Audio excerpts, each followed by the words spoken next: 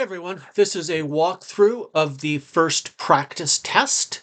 Um, so the first main thing that you need to know is that I am now using a lockdown browser for the tests. So you should take the practice test before you try taking the real test, just to be sure that you understand how the lockdown browser works. Okay, so this is the rules for the test. The tests are open book and open note, but not open internet. And this applies to both the in-person and online versions of the course.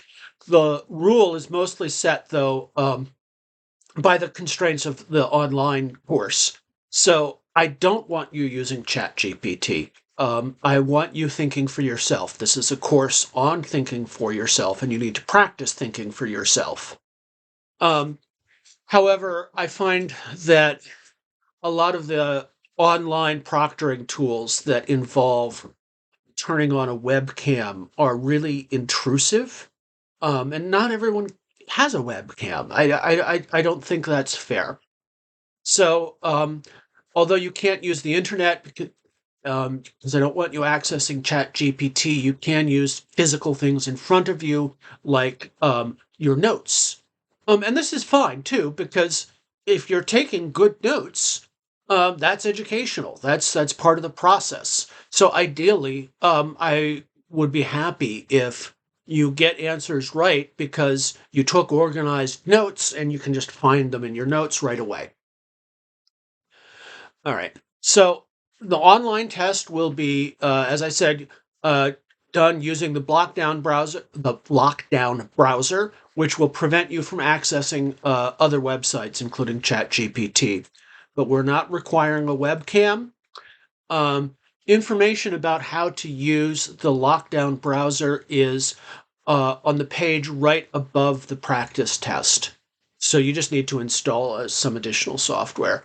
And it generally isn't that tricky. All right. Another warning. Don't pay attention to the automatically generated grade. When you submit the test, Canvas will automatically generate a grade based just on the multiple choice questions.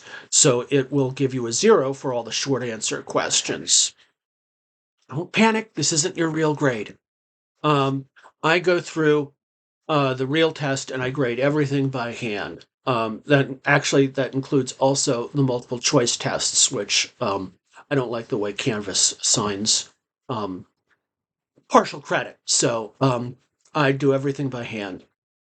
That's for the real test. If you also want me to hand grade the practice test, email me. Otherwise, that's just for your um, experimentation information. All right. Both the practice test and the real test are automatically generated, randomly generated from the same database of questions. So your practice test will not look like the test that I'm running through here.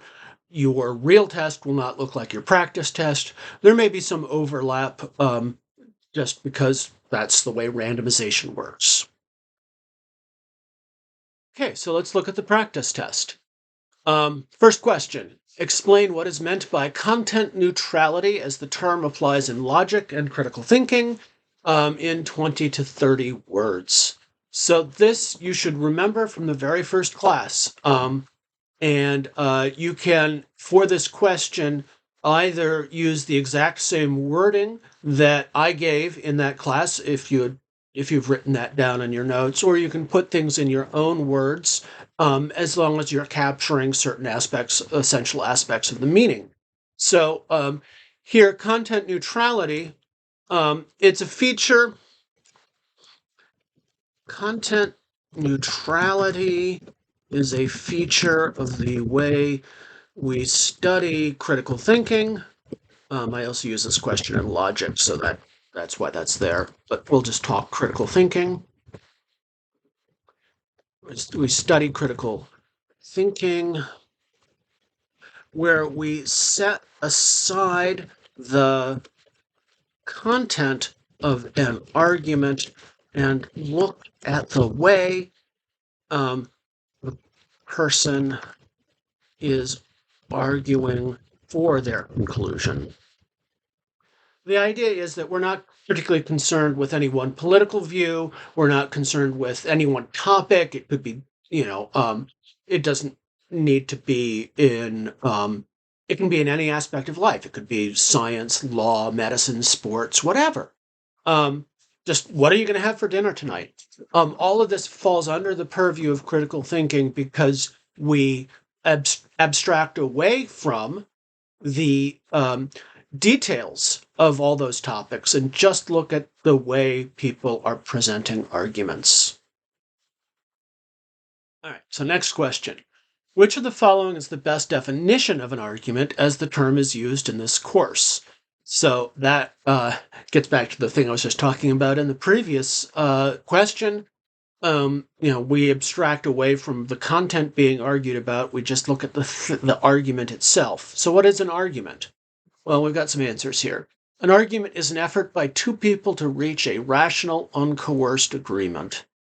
That's not the way we're defining it in this course. That's an appealing idea, but that's not the standard way of thinking about it in critical thinking.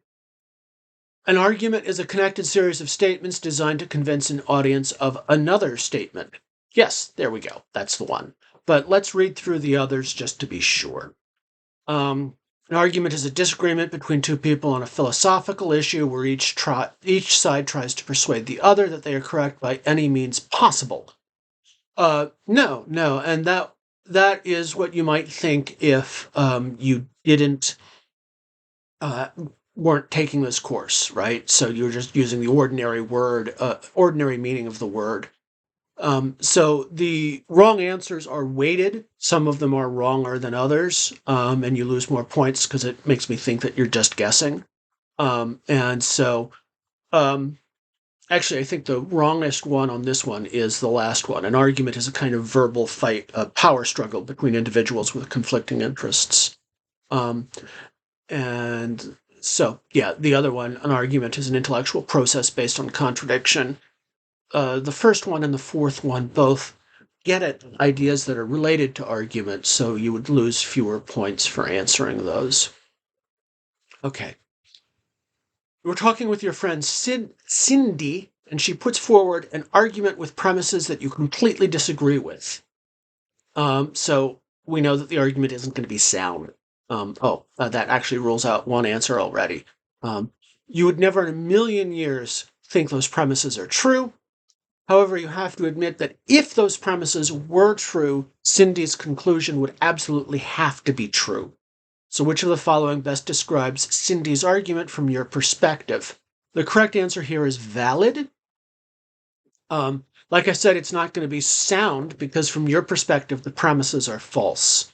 The key phrase here is absolutely have to be true. Remember, the definition of a valid argument is that it's an argument where the premises would make the conclusion certain if they were true. Unlike a strong argument, in which the premises would just make the conclusion likely. All right, the next set of questions asks you to put arguments in standard form. That is, you just need to mark premises and conclusion and write the indicator words separately. All right, so first off, from a paper from a bioethics class. Doctors should not have to ask permission to sell tissues they remove from your body as a part of treatment. We all benefit from the advancements science makes through research on these issues and the burden of keeping track of where tissue samples come from. And what you can use it for would be too great. So remember, this first part here is just the context. We're imagining that this is from a paper in a bioethics class. You want to look at this and see if there are any indicator words. Indicator words will let you know what the premise and conclusion is. There aren't any in this case. However, it's pretty clear that the first sentence is the author's main point. So actually, I'm just going to cut and paste here. And that's fine. You can cut and paste. So you're going to have a P1 and a P2 and a conclusion. And oops. This is the conclusion. Doctors should not have to ask permission to sell tissues they remove from your body. And we'll cut that last part out. In general, you're supposed to shorten, but also I recognize that if you're just cutting and pasting, you don't want you just want to save some time. We all benefit from the advances science makes. It's premise one.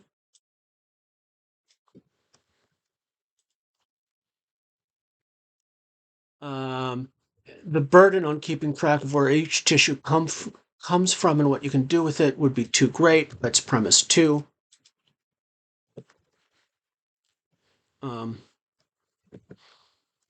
Right. So those are both reasons why doctors should be allowed to, sell your organs. If you get an appendectomy, they can sell. The claim is that they can should be able to sell your old appendix, which is the current state of the law. That's a topic for bioethics, my bioethics class, and we can just write no indicator words.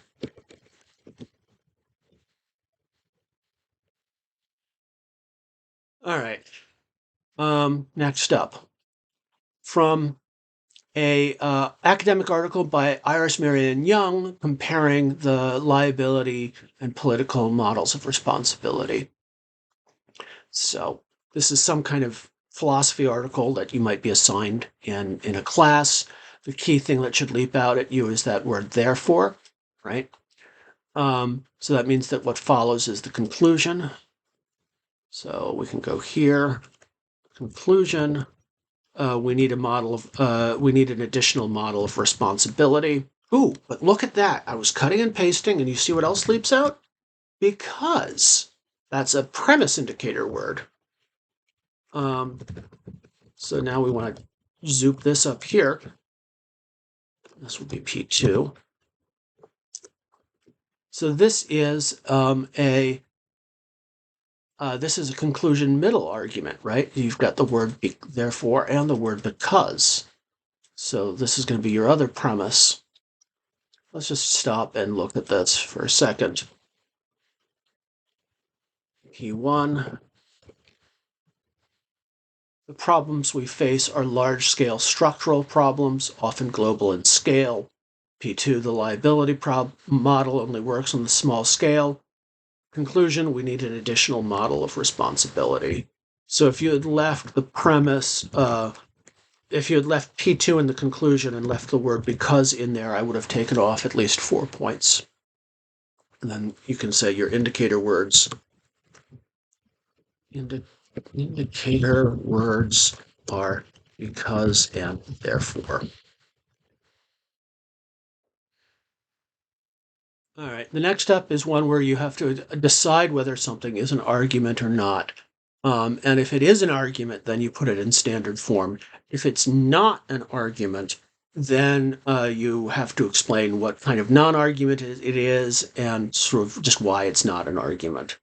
So from a college psychology textbook, imagine you're reading a textbook and you get this passage. The brain and nervous system are composed of two types of cells, neurons and glial cells. Neurons are responsible for information throughout the nervous system.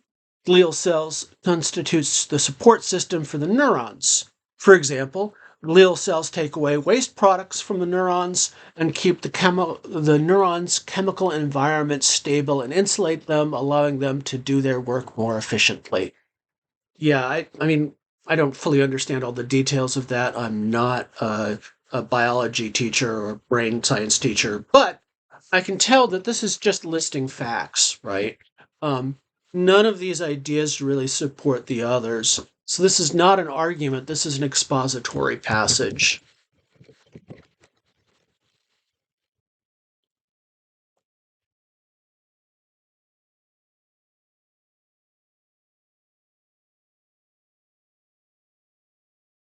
None of the statements support the others.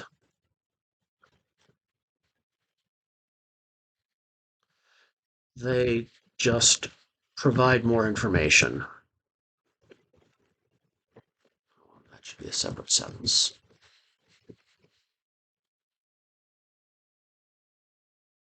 All right, moving on.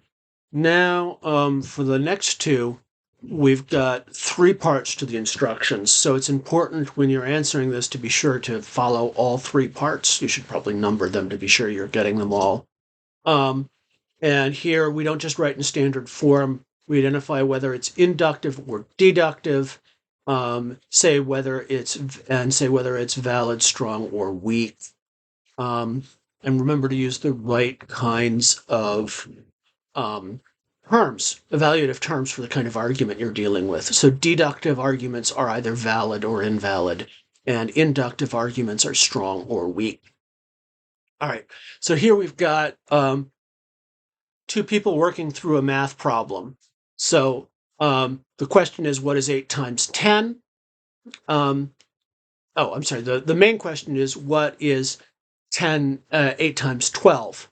And so the father breaks this down into 2 problems and then puts them together. So, and here's your indicator word, because. So, in fact, what we can do is these 3 statements here just summarize everything that happened before. 12 is 10 plus 2, 8 times 10 is 80, and 8 times 2 is 16.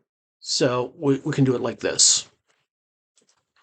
1, this is the standard form, P1. 12 is 10 plus 2. Oops. P2, 8 times 10 is 80. And then keep hitting tab, but it doesn't let me tab. Space.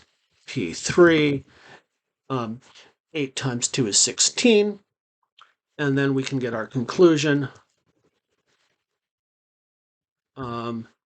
which is, I'm going to cut and paste here just to make my life easier. 8 times 12 is 96. So this is deductive. It is math, and it is aiming at validity, and it is in fact valid. It's valid. The premises make the conclusion necessary, right?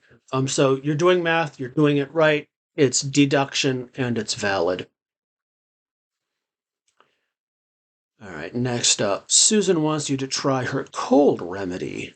Whenever I have a cold, I build a little shrine in my bedroom to the goddess of post-nasal drip. My colds always go away within 5 days to a week. Therefore, the goddess of post-nasal drip must be accepting my humble sacrifices and blessing me with relief to my symptoms. There's your indicator word, therefore, right? So, part 1, P1, when I get a cold, I make sacrifices to God, goddess. P2, my symptoms go away in 5 days to a week. And C, the goddess is curing my cold. Let me get this so it's spaced the same way each time. There. So this is an inductive argument. It's essentially an empirical argument. It's about the world of our senses, the world that we can judge with science, but it's not using science. It's it's a bad argument. So we're going to say it's inductive. The speaker is only trying to make a strong argument. The premises, if they were true, the best you could do is that it was a strong argument. But in fact, it's not even strong. It's weak. Colds always go away in 5 days to a week. Not always, generally. So there's no evidence that the God of God is doing this. So there is no evidence of divine intervention.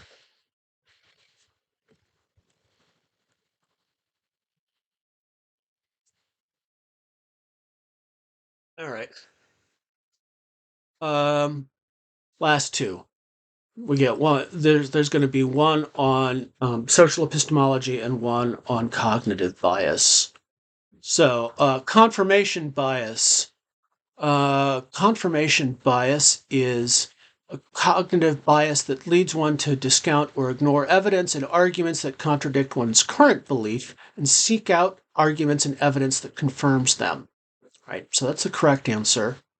If you look through here, you can see some of the misleading answers are other terms in the course. A systematic distortion in reasoning, often that is not a matter of explicit belief. That is the definition of cognitive bias in general, but this one is asking about confirmation bias in particular. All right. Linker and Paul's understanding of intellectual empathy. All right. So you've got to go back to that class.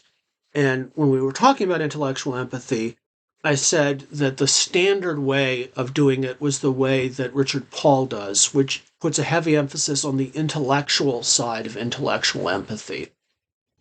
Paul puts a heavy emphasis on the intellectual side of intellectual empathy. It is just about understanding other people's arguments.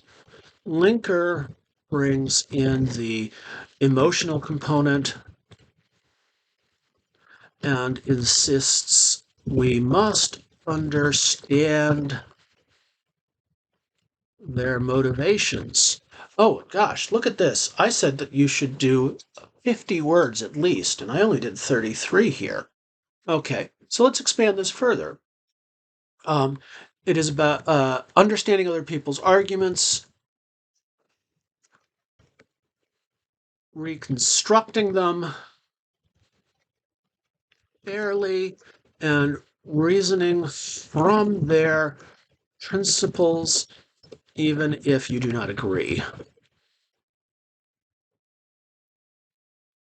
Linker brings in the emotional components and insists that we must understand other people's motivations and how their argument is situated in their web of belief. There. All right, so that's a pretty long answer, actually. And the reason that word requirement is in there is that I want to be sure that you can go in and dig up those details. And again, if you've been taking good notes, that'll be right there. All right, one last bit.